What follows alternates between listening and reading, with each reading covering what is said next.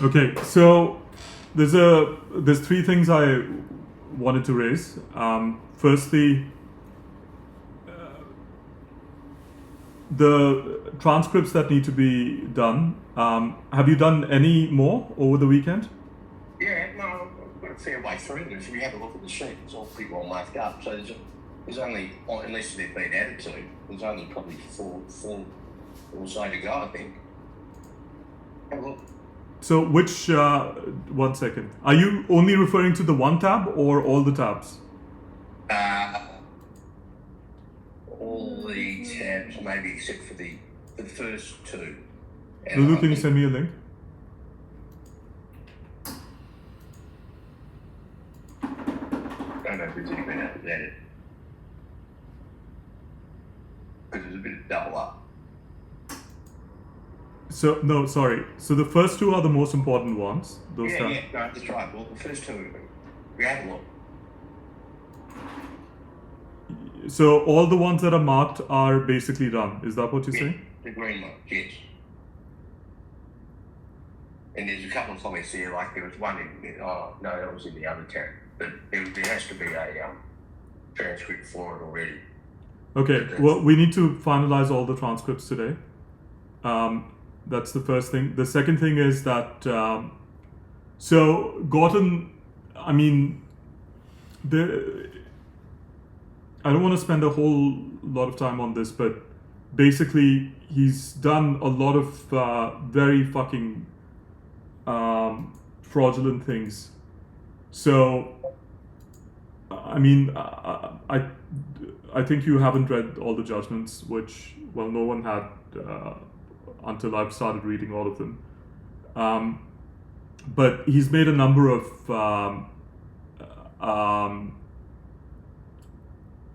assertions and determinations which you can prove conclusively are fraudulent.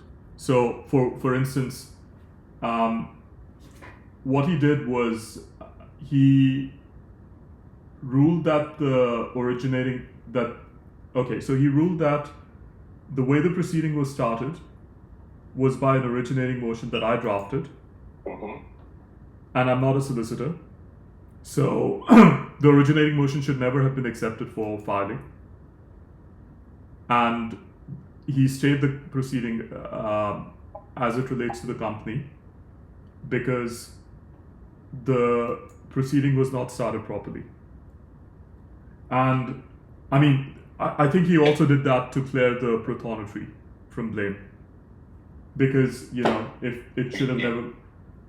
And then on that basis, he said that we can't seek declarations or in relation to the conversion because right now he only understands the property that was converted to be the company's property.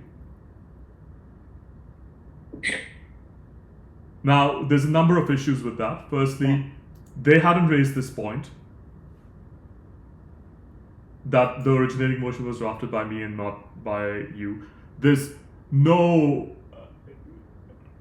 The only time that this matter was raised, I mean, it was never raised by the other side in submissions or affidavit or anything. The only time when it was raised was when I had raised it with him on the 5th of December. In response, so what he had done, he had written a similar thing on the 23rd of August that the proceeding purportedly was started by the company, but I drafted the thing, blah blah blah. And at the time he had raised it in the sense that I haven't decided one way or the other, but I'm thinking about these things. I think he had done that to give them a hint that this is the matter that they should raise, the LSP, but they didn't ultimately raise it.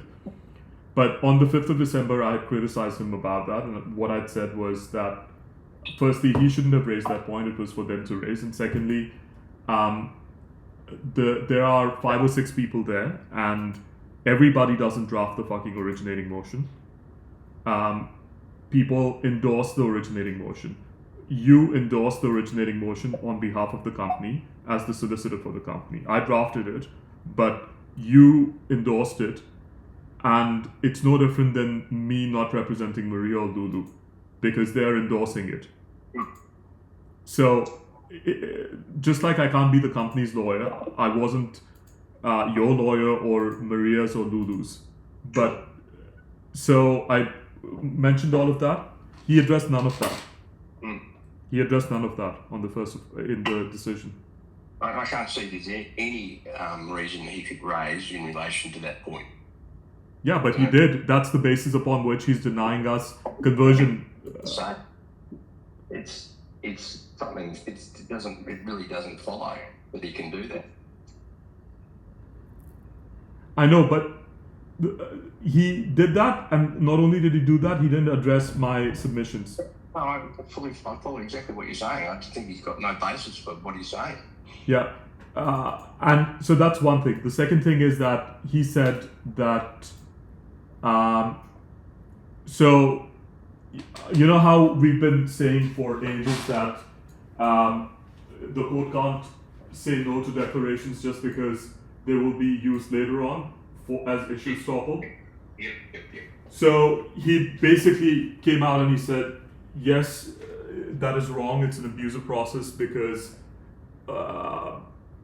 bullshit reasons. He's saying that they don't know what claims you will make later on about the matters that you're getting decided now and blah, blah, blah. And then he cited a bunch of authorities for that proposition. The most prominent of the authorities is a New South Wales Court of Appeal decision from 1975. When I search for that decision, the first result that comes out is Gorton quoting it. The second result that comes out is another Court of Appeal judgment per curiam quoting it, which was released just before Gorton's judgment, so I think they're quoting it. The results are by chronological order. But anyway, in that judgment, the court the court endorsed the position and also added to it of a judge that criticized Gorton's interpretation. I mean, it wasn't Gorton's interpretation as in they weren't quoting Gorton, but the interpretation that Gorton had given it. So basically, what had happened was that, without going into too much detail, essentially what the courts have said is that the court has to be very careful when they're making declarations in circumstances where they will merely be used. Lulu, are you paying attention? Pay attention. Where they will only be used as an issue estoppel in proceedings later on. And the things that the court has to be careful about are whether the matters that are being presented are being presented honestly and completely. So one of the cases he cites, in that case the declaration was refused just because one of the bases upon which it was sought was fraudulent. So that's one thing. The second thing is that there shouldn't be any other surrounding circumstances or relevant facts that are not caught in the considerations of the court. And then the other part, which is part of the whether or not the matters before the court are complete, and then the other consideration is whether all the parties whose rights will be affected are before the court. So those are the conditions. And then the court said basically, the Court of Appeal last year in September confirmed that there's nothing wrong in principle in making declaration for as issue estoppel, and in some cases it said that it's also preferable, or it's also the right course of action, and then it gave an example of a case in which it is appropriate. Basically, the principle is that when it is against a government body, in respect of regulation or excessive authority, then they said it is especially appropriate. So between private property parties, it said you have to be careful, especially where there's a lot of issues involved. But it said where it's regulatory bodies that are acting in excessive authority or abusing authority or blah, blah, blah, then they said it's particularly appropriate to grant declaratory relief. And it cited a case where it was granted, where basically the relief was sought on a similar basis as us seeking it. So someone a regulator had appointed someone to take adverse action against a body based on the interpretation of a law which the party said could not be interpreted in that way, and the court granted the declaration, and the Court of Appeal cited that as an appropriate case where such declaration should be granted. So basically, what he's saying is completely fraudulent. I mean, my understanding is that he should have addressed the issue that we raised first off, because that's the basis of the whole thing. What issue? In regards to what we were, one of the points we were raising about the appointments, right? I mean, but that's not the point. What he's saying is that I'm agreeing with what you're saying. I'm just saying my understanding. No, but he's not denying that. He's saying he will address that. That's not a problem. But what he's saying is that all the other things that we're seeking, he's not going to listen to that, because it's okay. Your position is that he shouldn't have heard their summary dismissal application before he, okay. I think that is sensible, but it's not something that he was prohibited from doing. Yeah, it was saying, but there would have been time for you to. I know it's logical what you're saying, because this is a stupid way of conducting the matter, but we can't say that he was prohibited from doing that. So we need to focus on grounds where we can basically say that he couldn't have done that, and he's either broken the law or done it fraudulently. So I'm focusing on those matters. And what he said is wrong, because when he looked up that authority, if he looked it up when he was looking it up, he would have seen the other results. So it's just inconceivable that he wouldn't have known. And by the way, in that authority, they cited the book that I keep on citing about declaratory judgment, and a chapter of that book by Chief Justice Forrest, where he says that declarations are Homer Simpson's remedy, like from the Simpsons guy, the lazy guy, in that you can achieve everything with them. And that chapter was particularly referred to in that authority. It's a very long authority, like 230 pages long. So there's that, and then there's a number of other things that. So the originating, what he's done with the summons, and the only problem is that this is, it's a very. There's a lot of work in this, because the way to prove that he's committed fraud is by piecing together what happened at different times in the proceeding to show that he knew about something, it had been specifically raised, and then he distorted the fact. And you have to do that throughout the thing. So for the 1st of October, I have to go back to the 5th of December and identify matters that were raised there, and what had been said, and so on and so forth. So it's just a lot of fucking work with the thing. I still haven't been able to finish the annotation of all the transcripts.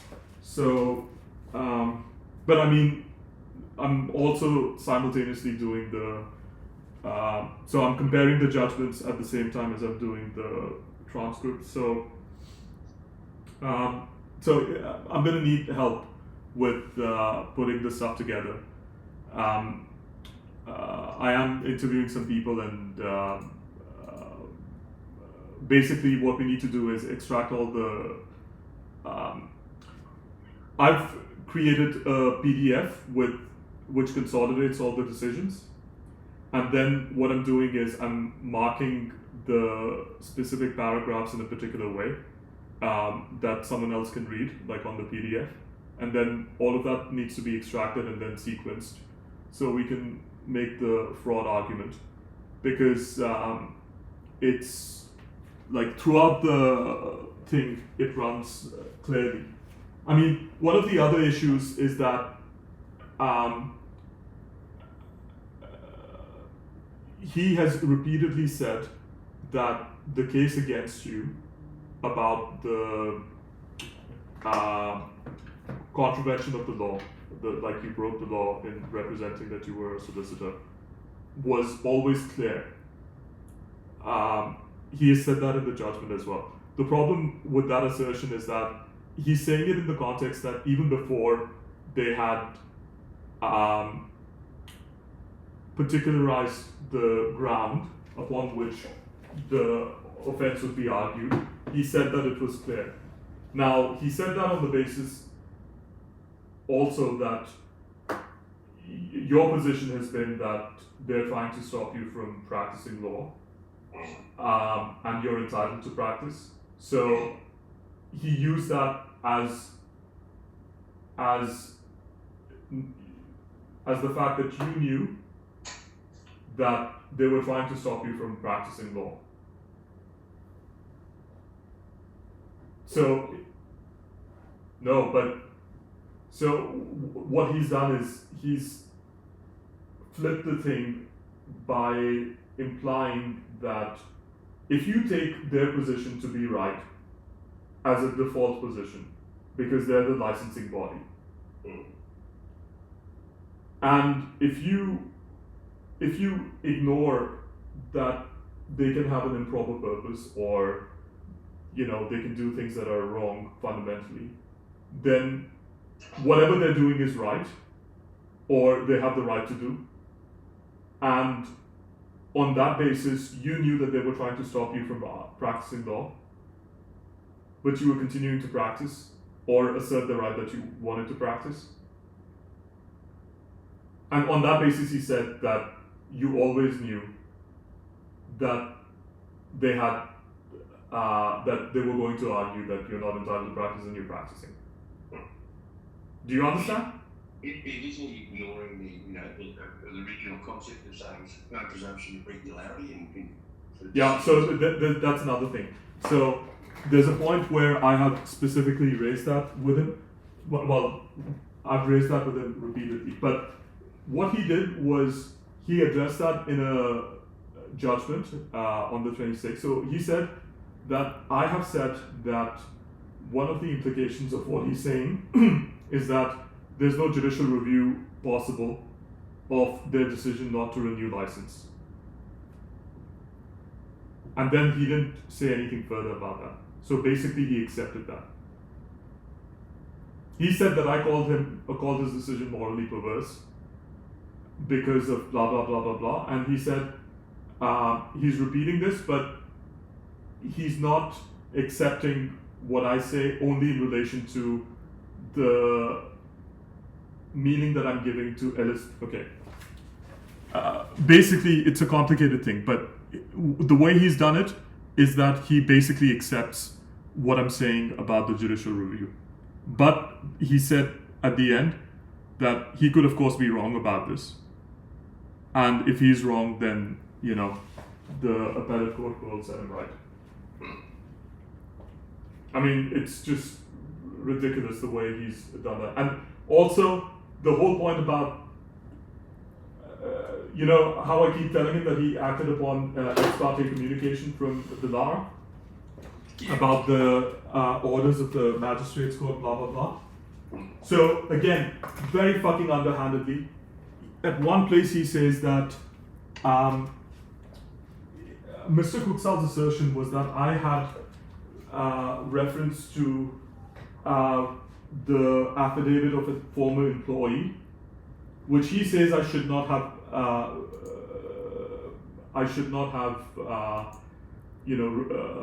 considered, but I don't think that it raises a recusal ground anyway. Now, I didn't say affidavit. He introduced the term affidavit, I don't know from where. She had sent an email to him. Yes. So basically, again, misrepresented the whole fucking thing. So he's done that continuously throughout the judgments, in the sense that he could not have done it unintentionally, and he's done it like throughout the thing, and he's only done it in a very specific way, so as to dismiss the matter. And then the other problem with all of the judgments is that he's saying that we're engaging in an abuse of court process because, like, the underlying assumption is that he's decided some issues, we're challenging those issues, and we're challenging it to him even though he's decided them. But there is a definition that the authorities lay down about what it means to decide an issue, and basically he has to refer to the specific issue, all the arguments that were raised, and he has to show that he considered that issue and blah blah blah. He didn't actually address any of the issues, core issues. Like, it was never the case that he addressed an issue and then we repeated it to him. We repeated when we said, you haven't addressed this. You previously raised it, you didn't address it, and now you must address it. That was what was happening. And the moment he addressed it completely, we stopped raising it. So, that again is a problem. And then, I mean, there's a lot of things that pile up, and it basically makes it clear that he has, been out to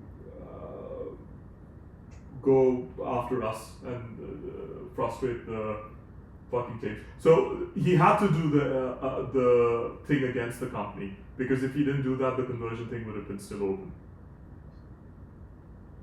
Mm-hmm. Yeah. So that's why he had to do the thing. Anyway, so I need to get some people on board, and what I'm thinking of doing is that so we need to expend some money on the recruitment of those people. So I'm thinking of dealing with the thing on the basis of the money that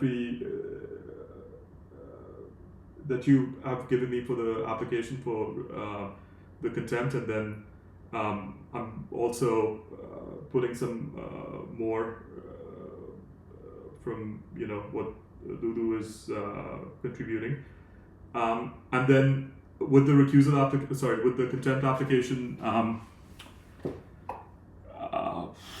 I'm gonna see what I'll try to argue that it is a criminal application, and then get it in that way. Okay. There's another thing that I need help with, and that's so we have a VCAT hearing on Tuesday. Yep. Which is tomorrow. Yes. It's for basically possession because, of the arrears thing that I said. So, can you go with Lulu to attend the hearing? Like, you don't need to present it or anything, but I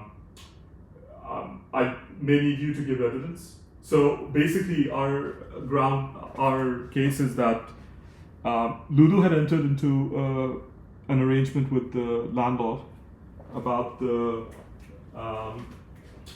about a payment plan for the property, and she started making payments in accordance with the payment plan, and they're not acknowledging that. So that's one ground, and then there's technical issues with the service of documents which are fatal, but I don't want to just raise technicalities. But you got a time for it? yeah, it's in the morning. But what the evidence, so what we want to argue is this, that Gorton has basically created, give them a bit of background to what we're doing and the issues with the LSP, and the fact that Gorton has, created real hardship for us, because I've had to stop working and just focus on making the appeals and bringing out this thing. And then we want to clarify that now that we've completed the work, we can, go on about our lives and do the other stuff. So I want to publish the stuff about Gorton as well. Start publishing things overnight, which we can cite in the thing. I've already done quite a bit. So basically what we're going to say is that as far as the payment is concerned, like now we can continue to make, continue to make payments regularly. So their ability to get new rent doesn't get affected. And for the arrears, we can agree on paying them a monthly amount at a certain rate to cover the arrears. Do you get what I'm saying? What was that job? I think she got it, but she hasn't been told yet. But like from what was being indicated, she should have gotten it. So, and I mean that's the other thing. She wasn't working full time where she was. That's another thing that she could mention if she. I don't think she'll hear it today because it's a holiday, but I think in the affidavit she could mention that she has most likely got the other job, and that can be another thing. So, does that make sense? Yeah. I just need to know when. Yeah, it's 9:30. Sorry, I said that earlier. I mean, if you don't go, then I'll have to go, and I really don't want to waste time on the stupid thing. I'm busy. Yeah, I don't know yet what's tomorrow. I might have anything tomorrow in the morning, so that will be fine. So I don't know yet. I'll let you know a bit later this morning.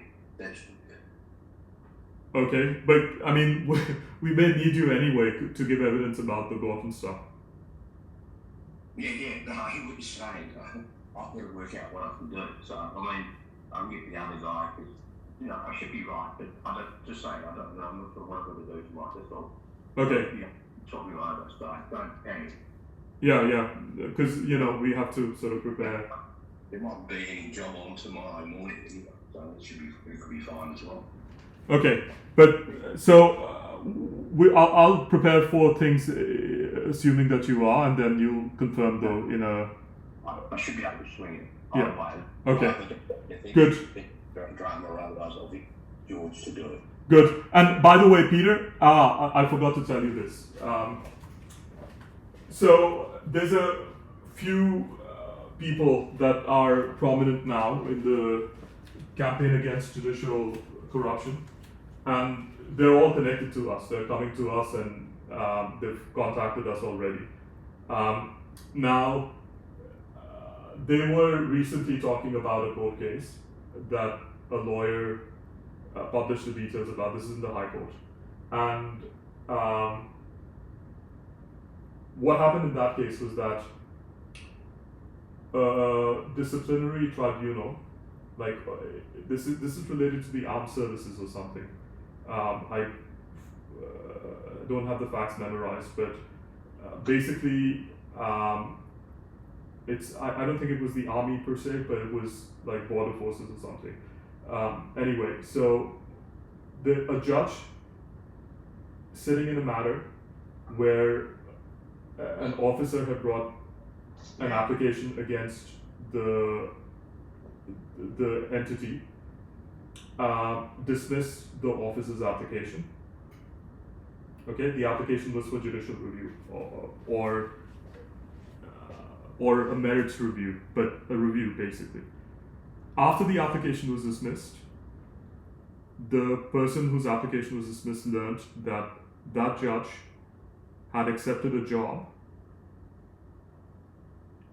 in which the body that he was seeking a review against plays a role in recommending the appointment. Okay? Yeah. So that was a promotion for the judge. And I think it was a judicial position, not an administrative position like we get. But it was a promotion for the judge, but in a different court, and in a court in which the head of the body has to recommend the appointment in accordance with the law. Yeah. So when they learned about that, they ultimately, basically, the matter went to the High Court for a judicial review on the basis of reasonable apprehension of bias, that this person knew that he was applying for a job. So even if he didn't want to, he would have subconsciously been prevented from ruling against a body who would ultimately decide on his job application. So the lawyer had posted a copy of the transcript of the hearing before the High Court judge. It was a single judge who was hearing the matter initially, and basically what the judge was saying to the lawyer of the applicant was that, did your lawyers or his colleagues, if it was it was the lawyer who was presenting. Anyway, what they said was, did you guys speak with the lawyer of the administrative body or the executive body to confirm whether there had been any communication with the judge about the job and to identify when the application was made? I mean, what he was saying is that I think this shouldn't be a very difficult matter, because all you have to do is just ask the lawyers on the other side whether there was any communication and when the application was made and so on.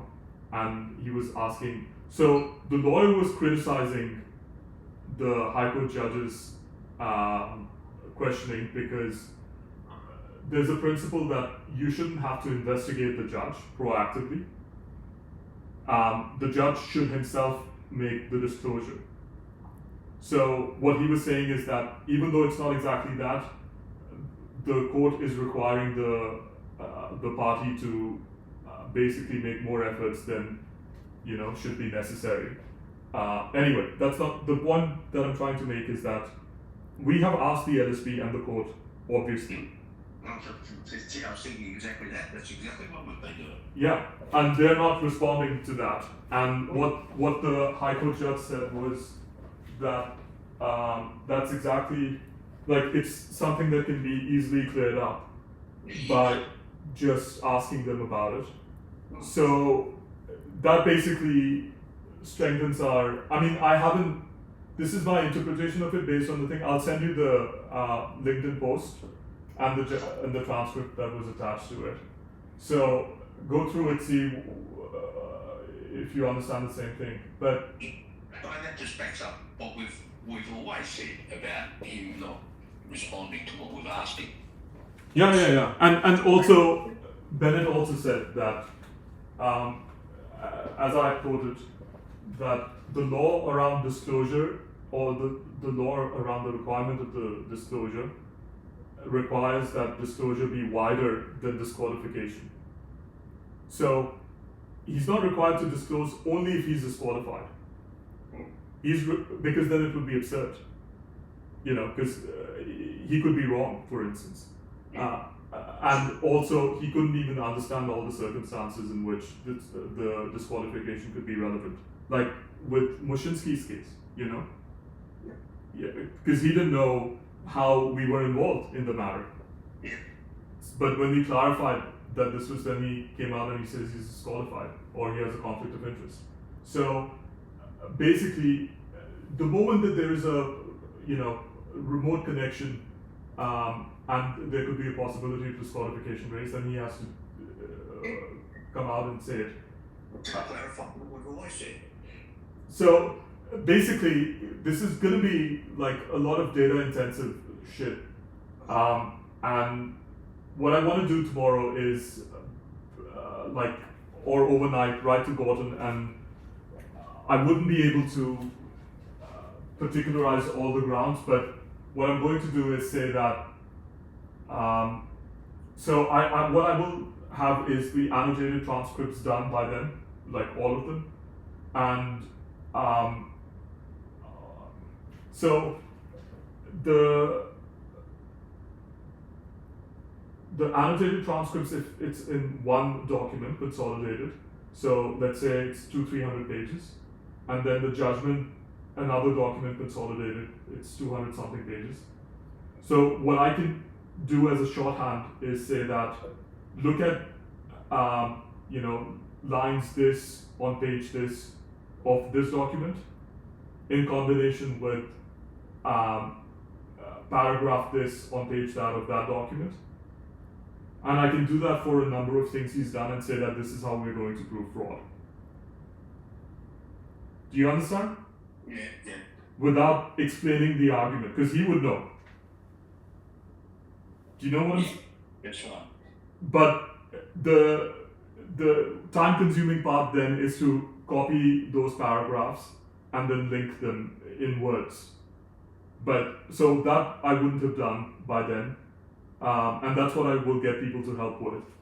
And I think it's something that you and Lulu should also help me with in terms of reviewing their work, because it's not like the logical part is done. It's just putting it in words and making sure that a new party understands. But once I do it this way, then it will be clear to everybody who knows the case, and to be honest, anybody who makes an effort to read it, that this is fraud. And that's what we will circulate to everybody as well, because the lawyers can read the parts.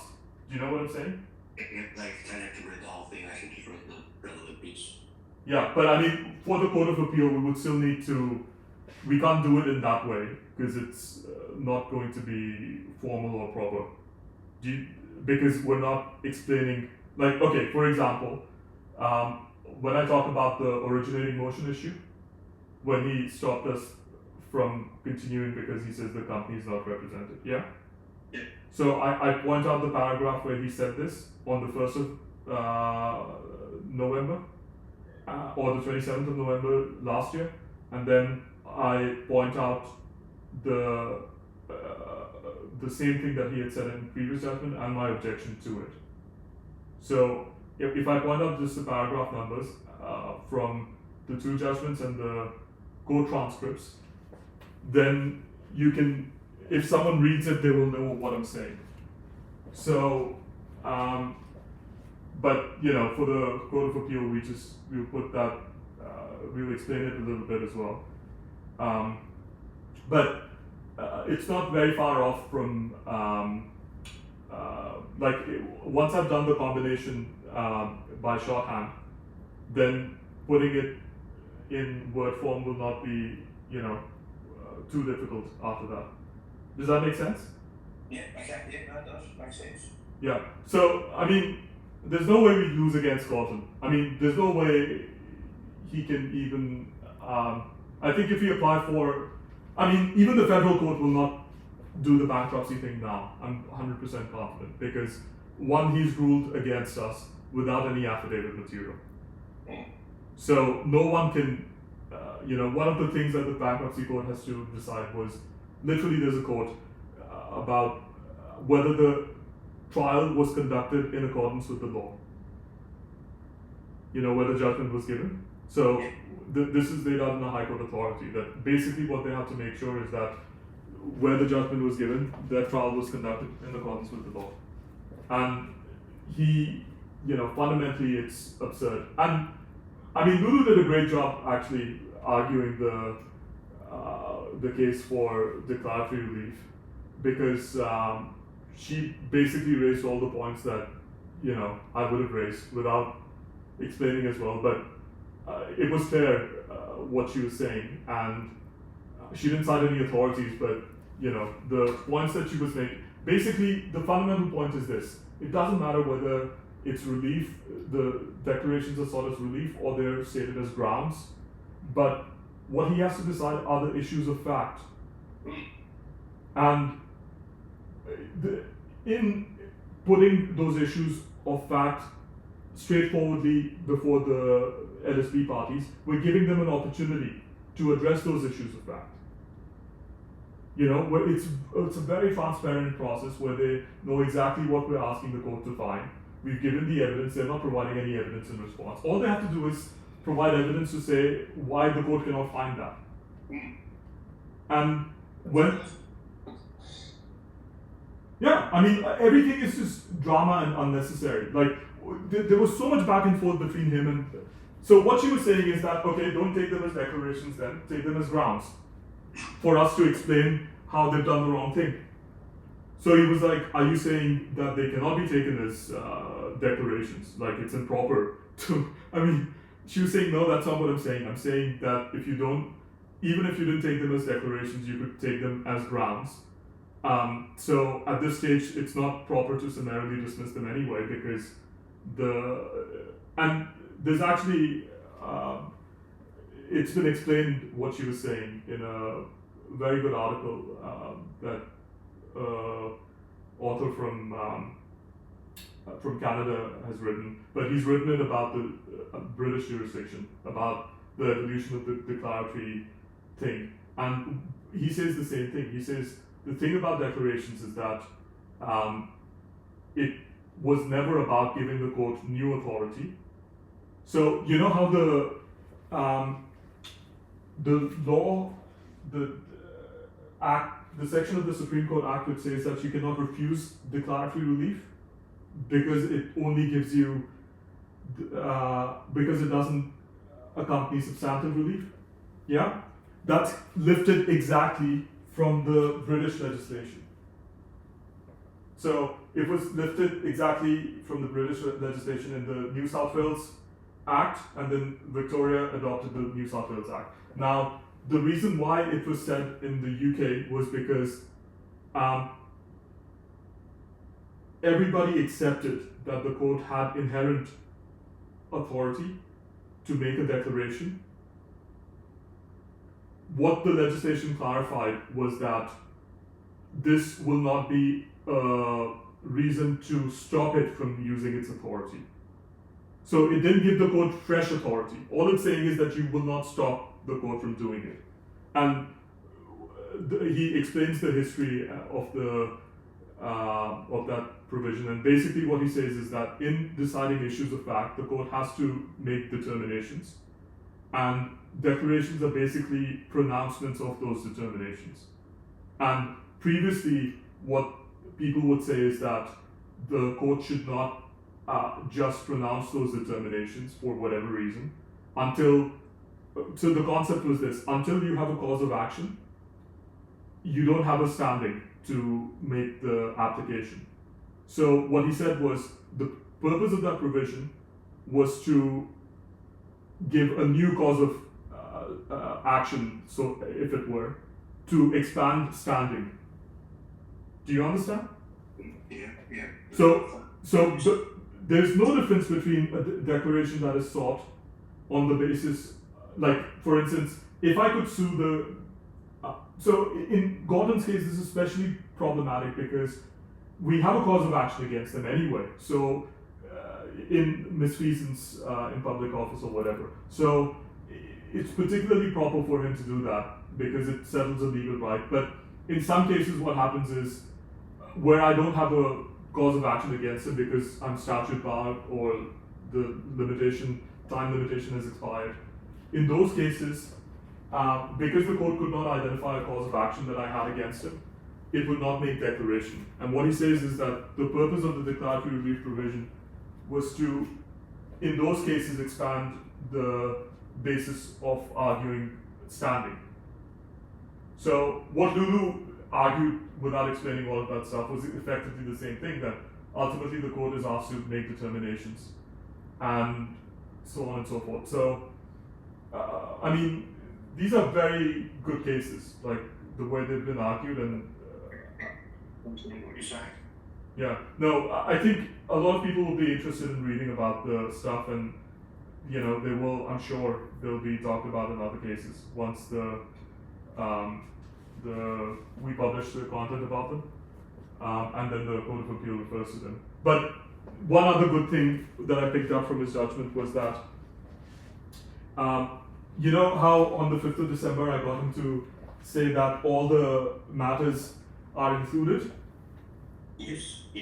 So he repeated that on the 10th of July. So basically, what I said to him on the 10th of July was that I wanted to put in the material that we had filed in relation to the 3994 proceeding. And he didn't let us do that, and I made a whole thing about it, that he was preventing us because it was embarrassing him. So in his judgment, he said he hadn't let me file the material, but he has previously said, and he holds it, that all the material can be relied on. in any matter before the Court of Appeal. So, like to the extent that he has to give leave, he gives leave for it to be relied upon in the appeal application before the Court of Appeal. So, and the way he did it this time was, to the extent that anybody could have raised any doubts, which I don't think could be raised about the 5th of December representation, now it makes it perfectly clear. So